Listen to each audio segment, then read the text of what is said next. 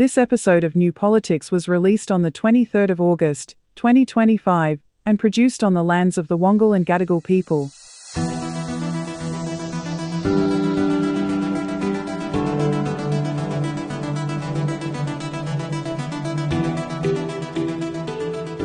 Welcome to our audience and a big hello to you, David. Lots of stormy weather in Sydney this week. We have survived, but only just. The storm in Sydney represents the political storm federally that we're about to examine. Endless, more wet than you'd think, and really just jams us up from doing other stuff. So it's a nice analogy. Oh, well, we've got another big episode coming up this week, David. The Economic Reform meeting in Canberra. Will anything come out of it, or was it just a lot of hot air? The 4-day working week is coming in soon, whether business like it or not. Benjamin Netanyahu attacks Anthony Albanese on social media and all hell breaks out. We look at the latest opinion polls and the political mayhem in Tasmania ends, but for how long? So it's another big episode, David, coming up where we solve all the world's problems, that someone has to do it, and it may as well be us. If only they'd pay us more for it. And just a reminder that New Politics is produced by independent media. You can listen in, share, subscribe and support New Politics at Patreon and Substack. It's just $5 per month, or you can donate directly at our website at newpolitics.com.au. And of course, all of this is a good way to support independent journalism.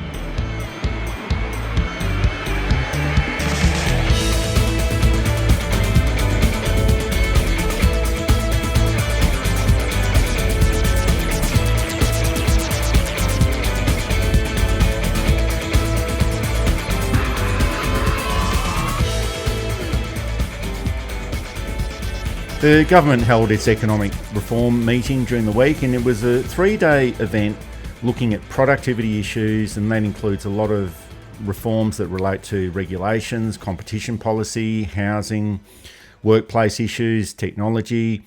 The Prime Minister Anthony Albanese and Treasurer Jim Chalmers wanted the meeting to be an open flow of economic ideas and genuine commitment to making the economy work in a better way.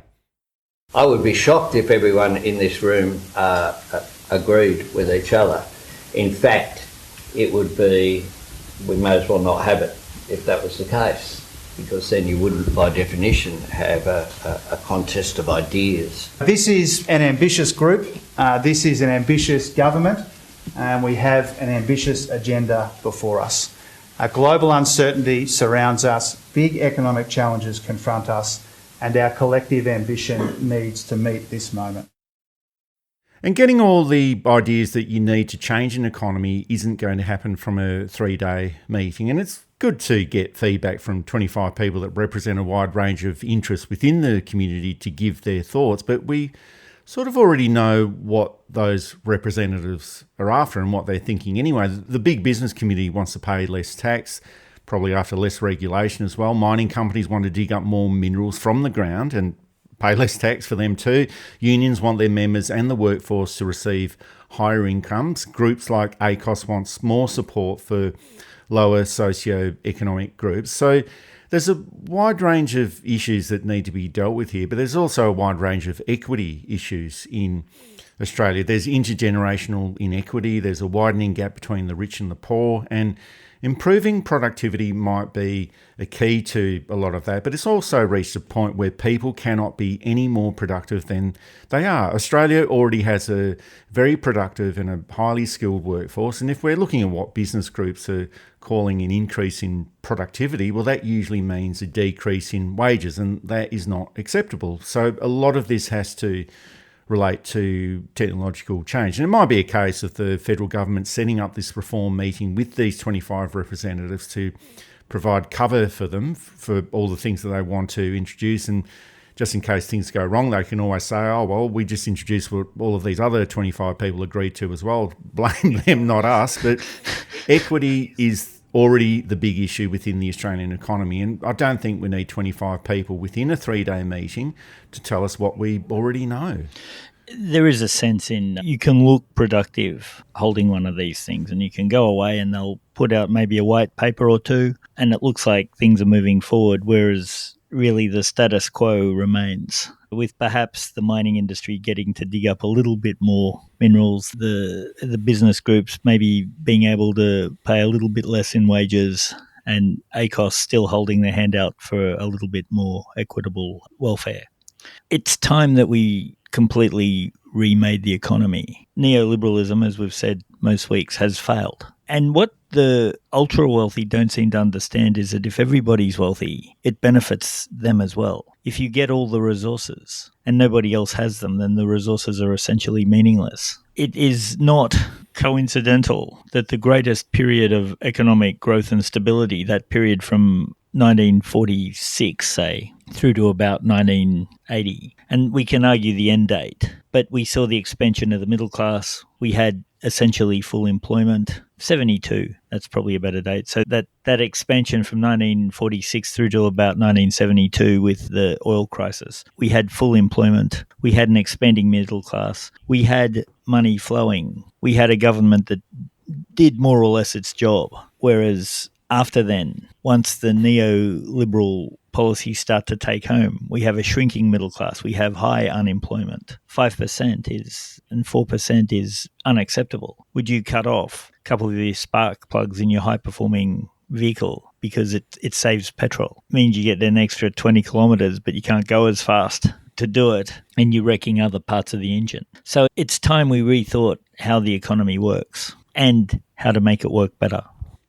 And I think that these sorts of meetings or conferences, well, they have to be based around what type of economy we want to build up and what kind of society we want to end up living in. And that part of the equation seems to have gone missing over the past 30 years or so. And Australia does have a strong and robust economy. But during this time, we've been heading down a path that looks more like the United States, that whole user pays process and cost-based recovery issues for the government and for businesses as well, and focusing on economic outcomes rather than how all of this should be seen in the interest of the community. And those economic indicators that once set Australia apart from the rest of the world, and that's fairness, equity, having decent wages, well, that's been slipping away over the past 30 years. And we're still doing pretty well compared to the rest of the world, but we just could be doing so much better. And the unions have been calling for more involvement from the industry in training. That's a big issue that came out during the week. And there's also the issue of wasted talent that we've got with overseas trained engineers, doctors and nurses working as baristas or stacking shelves at Coles because their qualifications are not recognised in Australia. So not matching up the skills that exist in Australia with the correct jobs, well, that's a problem too. And probably the biggest issue that's coming at us pretty fast is artificial intelligence. And AI is going to disrupt industries in so many ways that we cannot fully predict at the moment. And we've also got News Corporation creating its own AI system for journalism. But I guess the good thing there is that no one will notice the difference once they implement that. It will still can't get any worse. Well, that's right. And it will also still be producing rubbish and propaganda. But aside from all of that, this is a big issue. But I feel that the countries that manage this transition with AI are the ones that will be able to best succeed economically. So there's a lot of issues that do need to be taken into account, but it all gets back to that fundamental issue that we need to create the economy or manage this new economy in a way that benefits as many people as possible and reflects our values the best. That's always going to be the biggest challenge. Yeah, I'll be talking about this in a bit more detail, but Australia used to be the workman's paradise. Good wages, full employment, good conditions. Australia has always taken its occupational safety and health, OSHA, or workplace safety, I think it's called now. It's always taken it fairly seriously. Hasn't always been perfect, and it's much better towards the end of the 20th century and into the 21st century than it was at the beginning of the 20th century. And even at the beginning of the 20th century, it was a lot safer to work in Australia than it was in other countries. It still is today. If you go to a lot of Southeast Asian countries, the workplace safety is non-existent. Now, those against regulation will say this stuff still gets built and there's far less death and permanent injury than you'd think because people have a natural tendency to protect themselves. Against that, zero is best of all. And the relatively few deaths and permanent injuries that happen in Australia is much less than the ones that happen overseas. Don't be conned by those saying that we need to cut through the red tape, because the red tape is generally wages, conditions, and workplace safety. It's very rarely inefficiencies in the red tape. And that's just so that the shareholders and the owners of big corporations can make more money. And that's where we've got to start rethinking the economy from. I don't think it's enough for governments and business groups, all those 25 people that were in that room in Canberra, to just rabbit on about growth or rising productivity. We've got to get all of this productivity underway and all this sort of stuff. There's no point in going on about all of that and implementing all of that if it doesn't flow on to workers in the form of higher wages and better living standards. There's just not much point to it. And the real test isn't in holding these talk fests or policy summits or roundtables or whatever you want to call them.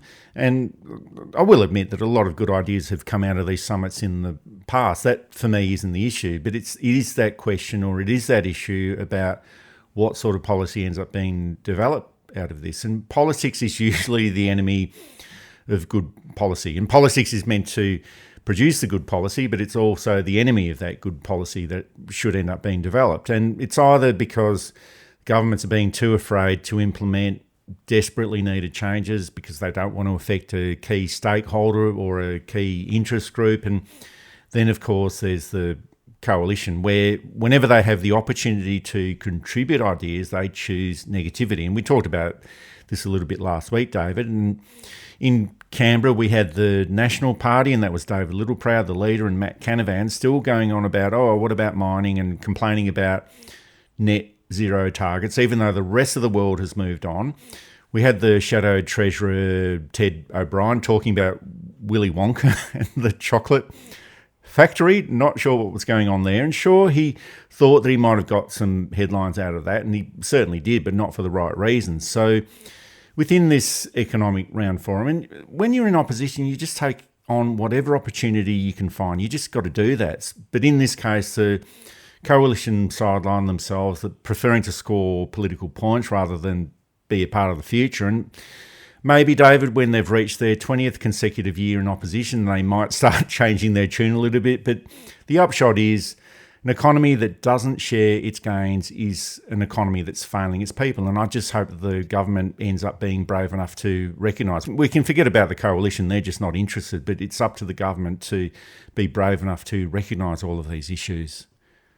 Yeah, I don't quite know what the opposition's issue is. Well, they're right into chocolate factories for some reason. They're right into chocolate factories. They don't like Sussan Ley. I saw a clip from Sky News the other day where they were talking about how Sussan Ley has been a terrible leader and we need to get back to pale, stale males, because she said something that was actually still not great, but somewhat moderated and balanced and a bit reasoned. And I think her being a woman hasn't helped. And they were pumping up Andrew Hastie. If I was in the Labor Party, I'd be encouraging this. I'm not in the Labor Party. I want to see good parties. Now, Sussan Ley hasn't been great, but I will admit she's been better than I thought she would be. I don't think she'll go down as one of the great Liberal leaders, but she won't go down as one of the worst. We have 3 or 4 of her direct predecessors we can point to for that, plus Billy McMahon and Joseph Cook and a couple of others. I think we need to get a government who speaks well, but needs to act a bit, needs to match the actions to the speaking. Now, against that too, before our beloved Labor supporters jump in, I understand that Anthony Albanese's approach is to be slow, conservative in terms of how he approaches things, not in terms of his politics, and cautious. And so this could be me just being impatient and wanting the light on the hill to be much closer. It remains to be seen. I suspect that a lot of these reforms will happen after the next election. There's been a lot of talk of this is what we promised and we're not going beyond what we promised. That I do get that, but maybe it's time to start promising a bit more.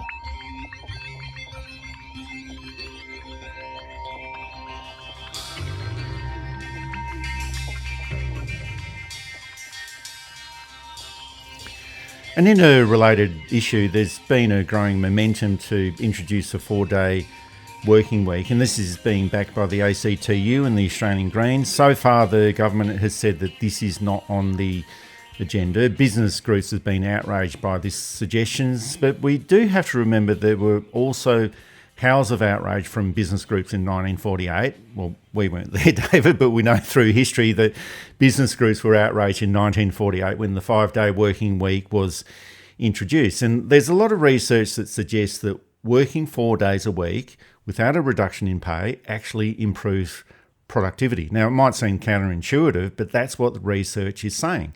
And it's not across all industries, but it can work really well. And this is probably going to be an industrial issue that becomes a political issue over the next few years.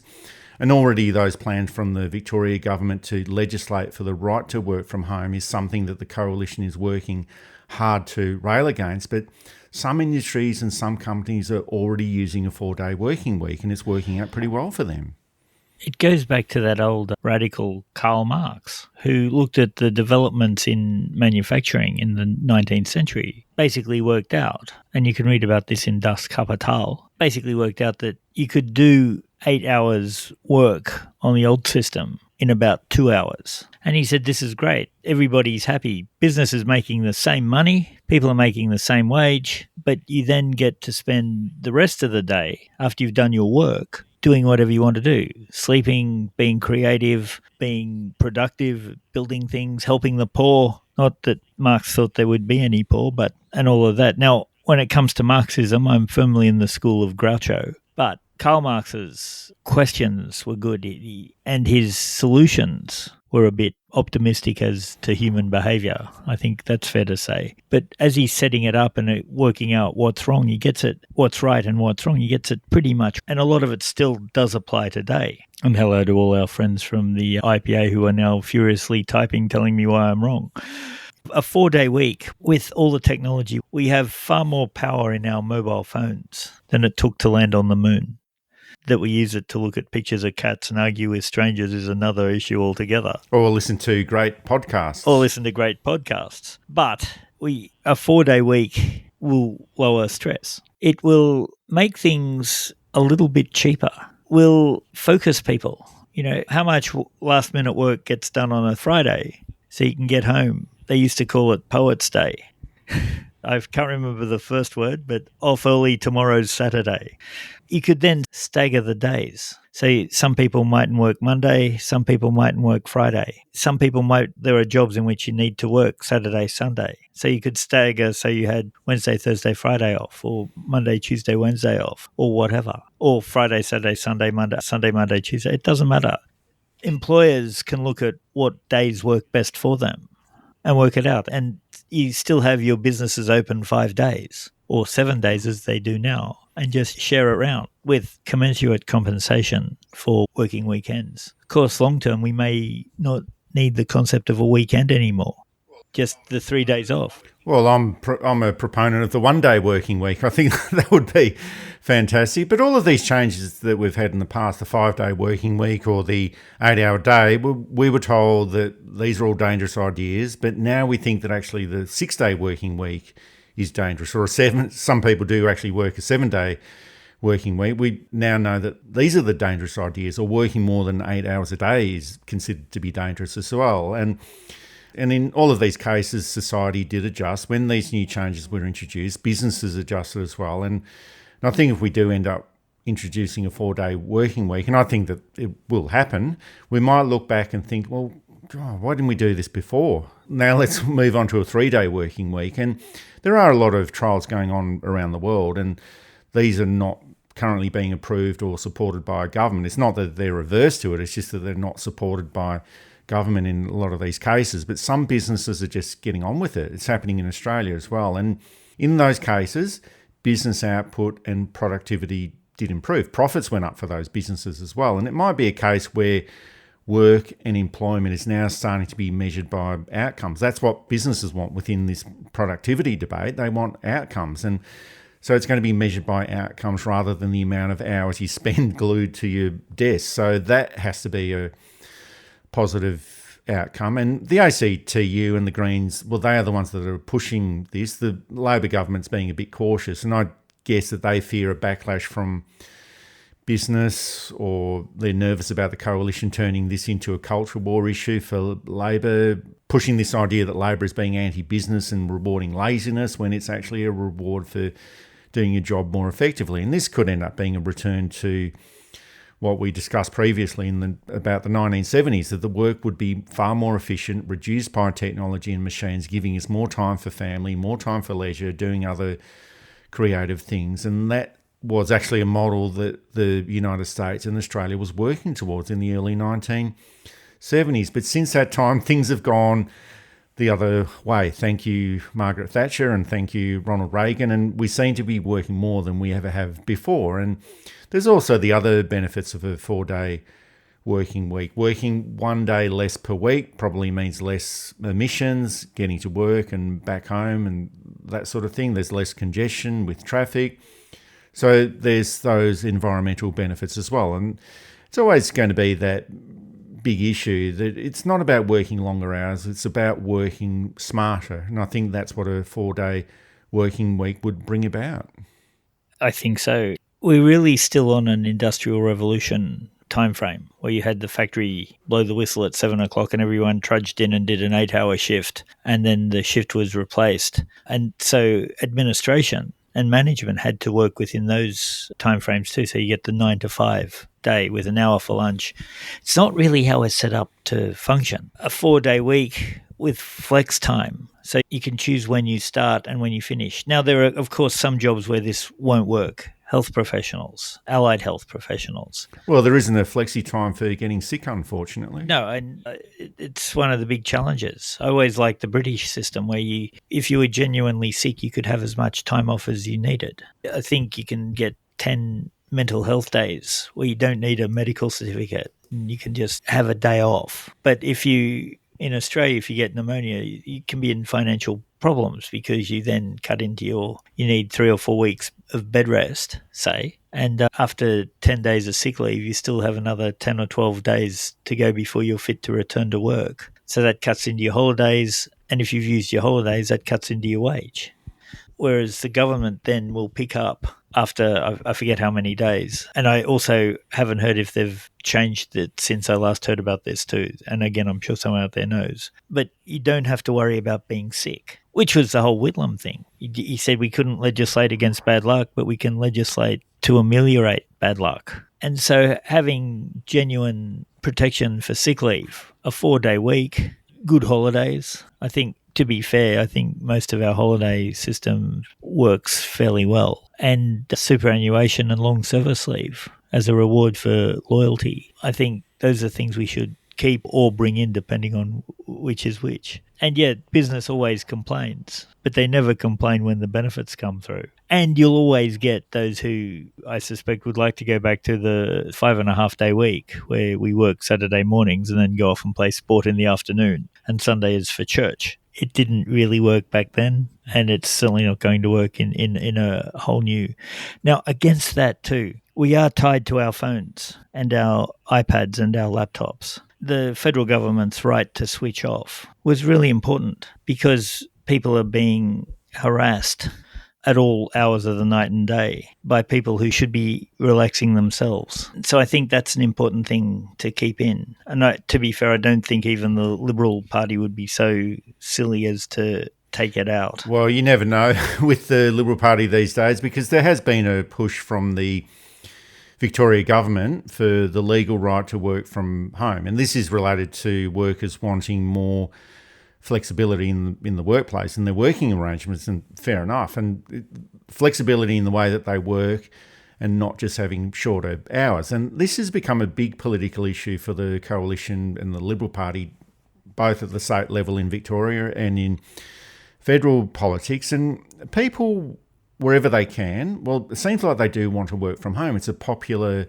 policy outcome, and it was a big issue at the federal election where the coalition made a total meal out of that whole issue, and they still haven't learnt the lessons from that 2025 federal election. Tim Wilson was all over the place when he talked about it during the week. The Victoria Liberal Party leader, Brad Batten, he was all over the shop on this as well. And To me, it just seems to be that classic case of capital versus labour. And we were talking about Karl Marx before, so let's continue that conversation. But the Liberal Party is on the side of capital, and the Labor Party, of course, is on the side of labour. And obviously, big business doesn't like this idea, but the workers do. And I've heard from some businesses and from some organisations that they are having great difficulties recruiting people because they don't offer work from home options, and even if they are in a position to do this. And I think a lot of these businesses do have to change. Part of it is this process that if they can't see what the workers are doing, if they haven't got an eye line for them and they can't actually see them in the office, they feel like they're doing their laundry or off at the cafe when they should be working. And who cares really? Like, it shouldn't matter. If staff are doing their job and doing the job on time, well, they can go down to the cafe if they want to, or they can do their laundry if they want to. If they're doing their job and doing the job on time, and if they're available for meetings, either online or face-to-face, well, it shouldn't really matter. It gets back to what we were talking about before, David, that it has to be based on outcomes, not how many hours you punish yourself at the desk on a daily basis. And I know that it's not great for all of those workplace psychopaths who want staff to be in the office just so that they can be bossing around staff and harassing their staff, but for everyone else and for the economy, it's a great thing. It is. I recommend the book, and I think I might have recommended it before, Bullshit Jobs by Graeber, in which he talks about how capitalism should be efficient, but really isn't, because one of the things a business will do to show off its success is hire more staff. And so there's people who are working hard but not actually producing very much. Our listeners might know some people. But the other point I'd make is that thanks to the progressions of the various industrial revolutions, laundry doesn't take that long. You throw it in the machine, you go away for however long the cycle is, 20 minutes to an hour and a half, and then you hang it out. And for some people, hanging it out means throwing it in the dryer. So the job of laundry, which used to take a day, takes much less in terms of the physical attention needed to it. Oh, of course, and you can put your laundry on, go back and attend the Zoom meeting. When that's over, exactly. Go and put your laundry out. And then go back to the Zoom meeting. You can leave your clothes in the dryer for an hour if the Zoom meeting runs long or what have you. So those complaints that, people just do their own thing, it's part of time management in a modern society. Bang, do the laundry. I need to do some groceries. Go online and order them and get them delivered to your house. Go down to the coffee shop and write that report while having a cup of coffee. Pretend you're writing a novel, but in fact, you're getting that Excel document finished off. Your work from home, I think, is a great thing. And I saw it in the schools too. I'm not a school teacher, but I work closely with schools sometimes, usually with music. And teachers were telling me that there were some kids who were not comfortable in a classroom, but at home were thriving. And again, in this productive stuff, they had their assignments and stuff and their daily work finished by 11 o'clock. They get up at 9:30 or 10, have everything done by, say, 1 o'clock, then they had the rest of the afternoon done. Other kids do like the structure of classrooms and to go in and interact with the teachers and what have you. And that option was open for them too. But to get out of this 1850s model, I think would be a good thing. It's going to take time and it's going to take a lot of hard thinking. But COVID showed that we don't need to be so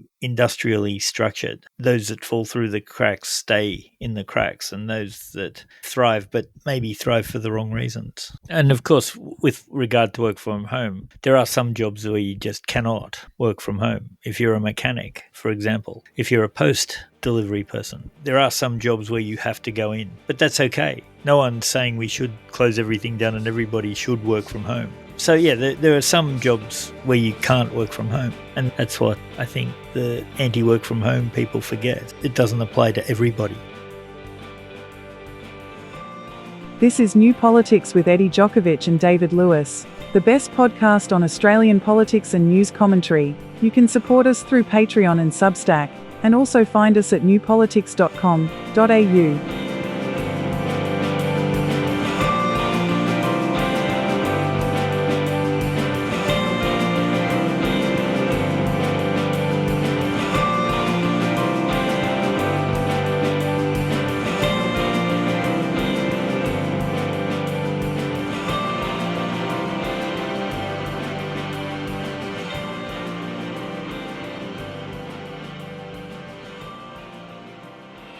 Israeli unrest at the catastrophe in Gaza is growing, as is global concern about the death and destruction, leaving Israeli leader Benjamin Netanyahu increasingly isolated on the world stage, as allies, including Australia, move to recognise Palestinian statehood.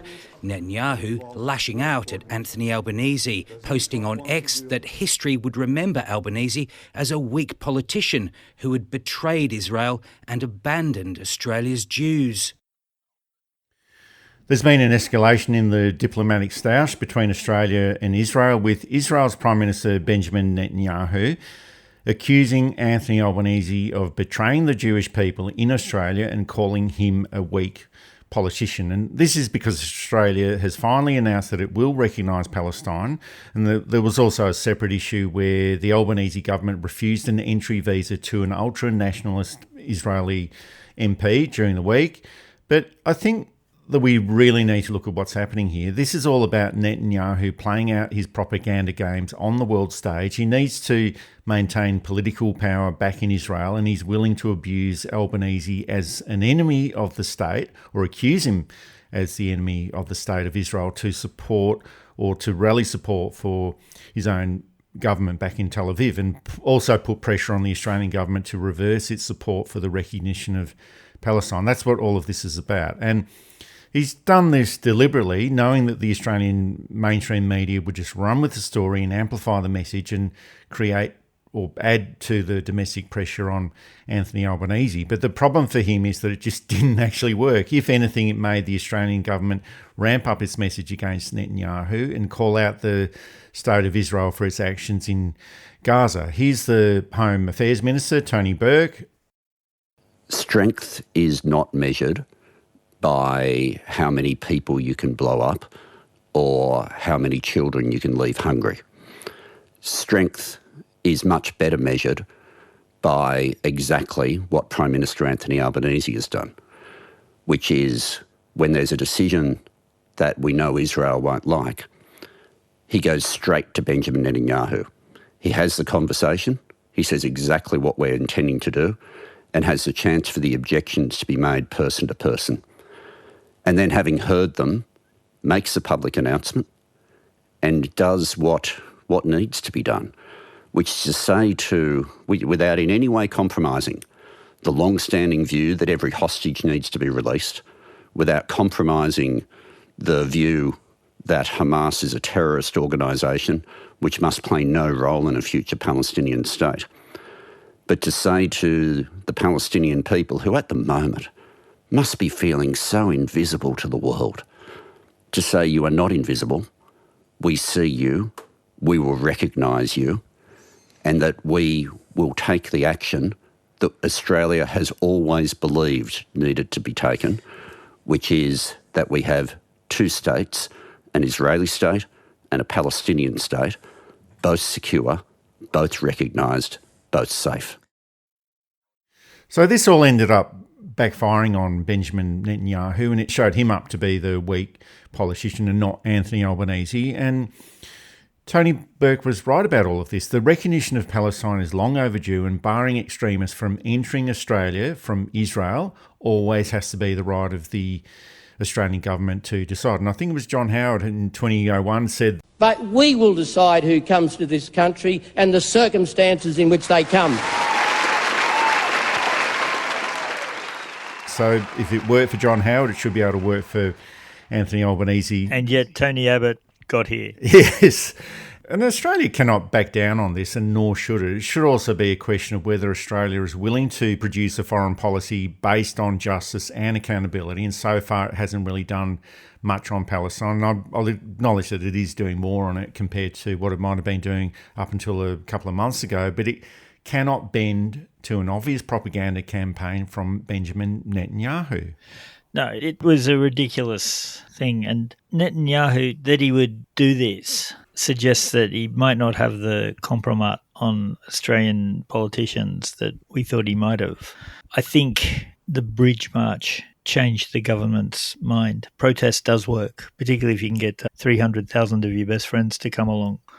I think the ridiculous and insulting claims from the envoy against anti-Semitism helped in that even supporters looked at that and said that's just beyond the pale. I think the pictures of starving children, of razed cities, and in the bigger centres, I think stories of families and friends who have been directly impacted by this have come through too. Maybe not so much in all areas, but I think those that might have been inclined to look at the Netanyahu government as part of a progressive only democracy in the Middle East, which it's not, by the way. I think the mood has changed, and I think that the government has been emboldened by the fact that more of the public will support it in these things than not. And that's as it should be. We've been very hard on Anthony Albanese over the last few weeks, but this week we seem to have softened, or at least I've seemed to have softened my approach to him. But good work deserves to be mentioned and praised. Could they be doing more? Yes. Should they be doing more? Yes. But compared to where we were 6 months ago, they've moved forward, and this is a good thing. Oh, for sure, David. But I think the other point is that Benjamin Netanyahu is a thoroughly discredited leader. And that's why it benefits Anthony Albanese to call him out. Netanyahu's authority in Tel Aviv or in Israel is collapsing.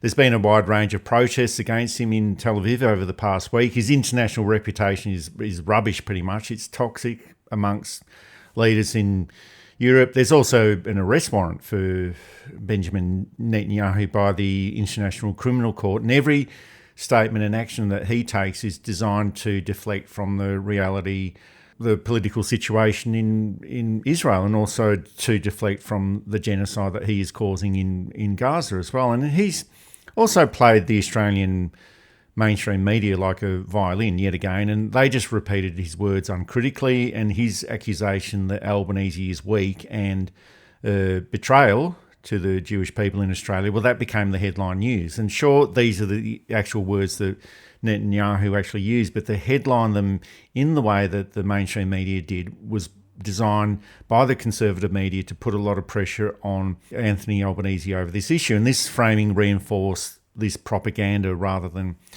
challenge it. And he's also so toxic that even the conservative Jewish lobby groups in Australia are starting to distance themselves from Netanyahu because they realise that he's becoming toxic to their cause as well. And I think the bigger question is, well, what does this mean for Australia-Israel relationships? Or, well, I guess to be more precise, what does it actually mean for the relationship between Australia and the United States? And could it start seeping over to issues of trade and defence cooperation, the sharing of intelligence through the Five Eyes arrangement? And on the side of Australia, could it lead to sanctions and an arms embargo, or Australia supporting international legal action against Israel and Netanyahu? And the Labor backbencher Ed Husich, well, he's consistently called on the federal government to implement sanctions against Israel, and he's ramped this up again this week. Here's what he had to say about it. I think we need to work with our trusted friends and allies internationally in terms of sanctions. I think we should be prepared to ramp up sanctions. A lot of our sanctions so far are focused on activity in the West Bank, but there are, I'd say, looking at what's happening in Gaza, we do need to hold decision makers to account for what's happening in Gaza. I think that's really important, and we should remain open-minded about sanctions. And frankly, I do think we're going to need to escalate it because of the fact that people still are suffering from starvation, and the Netanyahu government doesn't seem to want to take a change of approach. And surely this idea of sanctions, well, it just has to be a couple of steps away at the moment, because it seems like nothing else is going to stop Netanyahu's actions in Gaza, and this might be the most effective way and the only way of stopping him from continuing his actions in Israel and Gaza. Netanyahu barred his own Attorney General from going to cabinet meetings because she's leading the investigation into his corruption. One, it's not really the actions of an innocent man with a clear conscience. And two, how can you hold a cabinet meeting without the vital legal advice that an Attorney General should give during that? Policies come through and they seem really good at the time, and then turns out, no, it's illegal because it transgresses this part of the law or that part of the law. So we've got to rethink it. Yep. Or you're Scott Morrison and you do it anyway. That ended well. I suspect that he won't be leader by the end of the year. I have a feeling that they might take him for a long one-way helicopter trip in which the helicopter doesn't land and he doesn't come back. It could be that. They could arrest him and go through due process too. That's probably the more likely thing. But he's not in a winning position, even compared to 6 months ago, even when those of us who saw right through him, and those of us who saw right through him saw through him back in 2000 and before. He's now in a position where people who were happy to support him have realised that he's not the person to support. Oh, well, no, of course not. And it's pretty obvious that it's all falling apart for Benjamin Netanyahu, and people in Israel are no longer buying into his politics of fear. Public opinion is shifting quite rapidly in Australia, and it's not just Australia, but there's so many allies of Israel that are starting to put pressure on Israel and starting to look at things quite differently. And part of this might be a sign of a changing global order as well, and I won't believe it until I actually see it all happening. But those leaders who rely on conflict to succeed are starting to be called out. And it's not necessarily resulting in action against them, but they're starting to be called out. And we do have to remember that international diplomatic action or international diplomacy just always takes a long time. And I think a big part of this is that people in those respective countries, and including Australia, well, they're just not accepting the rubbish anymore that they're being fed by their leaders. They're demanding justice, they're demanding accountability, and they just want things to be done differently. And we'll have to see how this all translates into actions by our leaders. But it seems like the public is just way ahead on this particular issue, like they are on most issues, but they're way ahead on this issue, and the political leaders will have to hurry up and catch up because they're just so far behind that it's not funny anymore. And it's not just on this issue, David, it's on a whole range of issues. The public opinion on so many issues of importance is just so far ahead of what the political class is at. There was a massive protest in Israel. It wasn't really reported. And this is where social media and independent media have shown their strength. Once the hegemony lost its control of the message, it was all over. It's all over for them. And we're seeing this in Netanyahu. We're seeing it in Trump. We saw it in Australia with the last couple of elections. You can control the message insofar as how you present the message, but you can't have that as the exclusive way the message is presented anymore. So as a result, the truth comes out. It's why Elon Musk buys Twitter. Twitter was really the major news source for the Arab Spring. It was the major news source for the Occupy movement. It was the major news. Now it's throttled and quite useless. But even still, information is still getting out there. Information's still getting out there, yep. On Twitter, on Blue Sky, on Threads, on, to a lesser extent, Mastodon. Facebook is a mismatch of information. Careful curating can still get you to some part of the truth. Instagram, same thing. TikTok, Snapchat, all of those chipping into the hegemony of the mainstream media. And you can see in the flailing of things like Sky News, who are talking to an ever-shrinking bubble of like-minded thinkers. They're not engaging in dialogue at all. They're just throwing out a monologue that is blindly accepted by a very few that go on to affect Liberal Party policy, for example. And then less people vote for the Liberal Party instead of having a robust organisation that will look at ideas, as it used to be, that you or I may never ever vote for, but at least we knew that they were taking things seriously. Till about, we'll call it 2007, but I think it was well before that. The Liberal Party did like ideas. Now it just likes to dictate. And when we look at the polls, we can see it hasn't worked. This is New Politics, available through Apple Podcasts, Spotify, Amazon Audible and YouTube, and also available to support at Patreon, Substack, and at our website, newpolitics.com.au.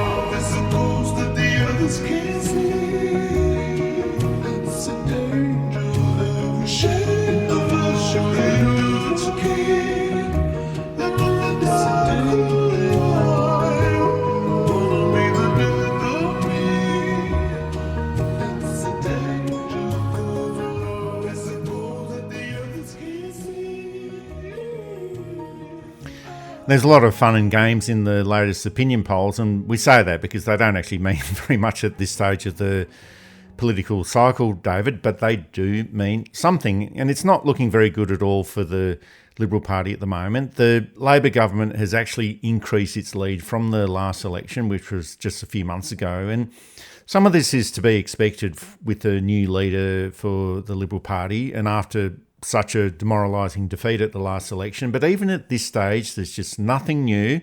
There just seems to be no clear direction for where the party might be heading. And part of the problem is that once a Prime Minister is embedded within the public consciousness, and Albanese has been around for 3.5 years now as the Prime Minister, and the opposition leader is not yet embedded within the public psyche and probably never will be. And as long as the Prime Minister remains competent and the public feels that they're on top of all the different issues, well, it just makes it very difficult for the opposition to get any political traction and to be recognised by the public. I think Sussan Ley has some of the same problems that Malcolm Turnbull has. She's certainly, let's look at a good point. She's not arrogant like Turnbull was. Turnbull had to be the smartest person in the room at all times, and he had to have his say, his way at all times. Sussan Ley doesn't seem to be that. She seems to be a bit more of a listener. She seems to be a bit more of a bit more empathetic. But what she shares in common with Malcolm Turnbull is a feral party who doesn't see her legitimacy and will do more damage to her than any Labor Party could. And to be fair, whatever Labor Party would want to. How she manages that, I'm not sure, except by trying to get the numbers for a purge and get rid of those toxic figures who want. And I'm not blaming, when I mention a name, I'm not necessarily saying they're a part of it. Well, they are. They actually are a part of it. But I think part of the problem is that she's just letting all these guys, and they are mainly guys, she's just letting all these guys run around like loose turkeys. And it's hard to get a coherent message when you want to moderate the party and everybody else wants it to go further to the right. Oh, for sure. And we predicted last week that the coalition would endlessly criticise the government's Economic Roundtable and the meeting that they had this week. And sure enough, that's exactly what they did. Ted O'Brien was invited to take part, but he sat there like a sulking kid in the naughty corner and then ran straight to the media to complain about everything. And the first few months of the term for a new leader, doesn't matter who you are, whether you're Prime Minister or opposition leader, they are absolutely critical because essentially it's a blank canvas before that. And I know that Sussan Ley has been in politics for some time, but most people don't really know who she is.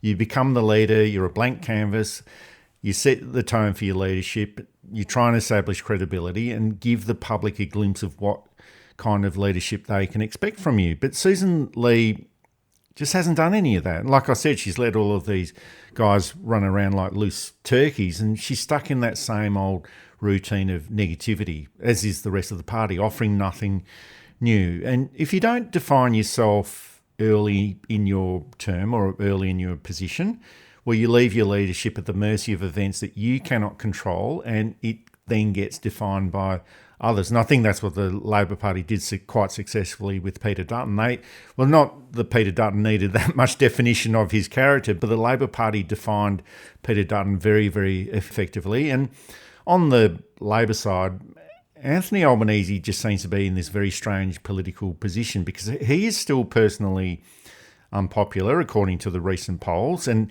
his approval rating is just slightly higher than his disapproval rating, yet he has just led Labor to a massive election victory. It's probably the biggest ever in history. Well, it is the biggest in history as far as the number of seats won. And it's just a very unusual position for Anthony Albanese to be in. He's, well, gauging by the polls, he's unliked by the voters personally, but trusted enough to keep governing and record this massive victory. So that's quite a weird conundrum, which we don't see that often within politics. You don't have to be beloved, because what happens to Kevin Rudd, what happens to Bob Hawke, who are beloved leaders and immensely popular, is that when the shine wears off, when they have to make hard decisions, it becomes a lot harder to make hard decisions because you don't want to lose that love and admiration you get from the public. So I think Anthony Albanese has found himself in a position where he doesn't have to be the most popular person in the room. He doesn't have to be Bob Hawke coming in with that big smile, shaking everyone's hand, being the Aussie bloke. He doesn't have to be Kevin Rudd, with Kevin Rudd's strange, almost inexplicable popularity. Hawke was, in a sense, an everyman. Rudd was a policy wonk and looked like a policy wonk, but unsustainable 65-70% approval ratings. John Howard had that core group of people who did love him, but he looked after them a bit. But he knew that he only needed to win over 51%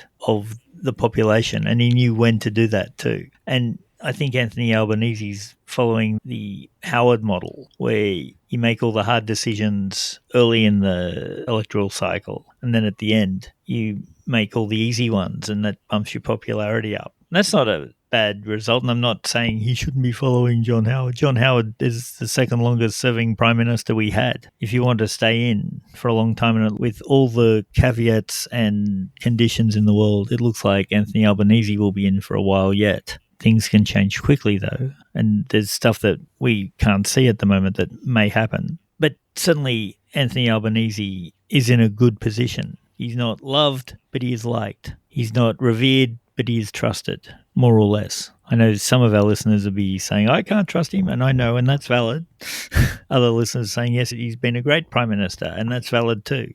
I think what he probably has to look out for is the party rather than the public, because he seems to be able to manage the public well.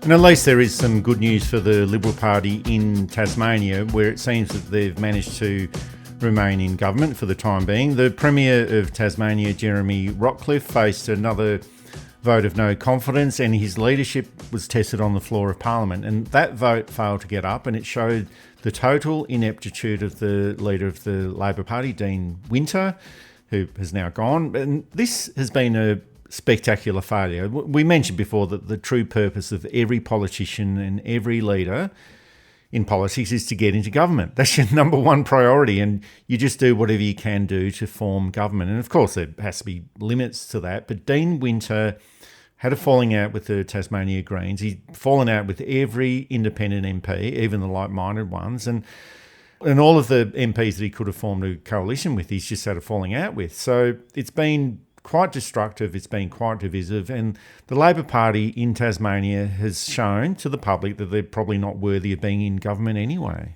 The new leader who came in Wednesday night, Josh Willie, is making all the right noises. And I think he's got a big job to restore the trust in the Labor Party in Tasmania with the crossbenchers. I think he's got to be careful in terms of forcing a vote too early. But yeah, Dean Winter was clearly untenable in the role. He should have won the election. In fact, there was no change, and then couldn't get, under the same conditions, couldn't get the no confidence vote. Not all of that would have been about his personal qualities. Some of the independents would have been worried about another expensive election so soon after. Although that's the point. That's the Westminster system. If things don't work out, you go to election and you let the public decide. And if you need to do 3 elections in 3 months, then that's the way it is. Well, you and I would like to see an election every 3 months in Tasmania or any state or any federal situation, but I think the public might get a little bit sick of that. Yeah, there's only so many democracy sausages you can eat. Well, I think the other thing is that there's always been that high tension between Labor and the Greens. We see it with Anthony Albanese and the Australian Greens federally, but in Tasmania, it just feels like it's almost visceral. There's just this outright hatred of I'd say it's more from the Labor Party against the Greens, but it just seems to be more intense than anywhere else in the country. It's almost like they're the devil reincarnated or the devil in disguise. And in some ways, Tasmania has been lucky in that it doesn't attract too much attention from the mainland media because the level of incompetence in its political leadership has been extraordinary. And that's for all of the parties, the Liberal Party and the Labor Party, well, especially the Labor Party. And as you mentioned, David, the Labor Party has just elected their new leader, Josh Willie. That was the automatic leadership spill that they have after every election. And he's from the left faction of the party. Dean Witt was from the right. So that could create some interesting possibilities down there. And if he's serious about building the credibility, well, he'll just need to soften that hostility between the Labor Party and the Greens and learn how to work with the crossbench. And if you're not getting that, well, or if they're not going to do that, well, Labor in Tasmania just risks repeating the same cycle of dysfunction that's plagued its state politics over the past 3 years, possibly even longer, and spending a far longer time in opposition, which has already been 11 years, and it looks like it's likely to be at least 15 years by the way things are looking. And it gets back to what I was saying before. You go into politics to become a part of government, not to be endlessly in opposition. And 15 years in opposition, well, that's just a waste of everyone's time.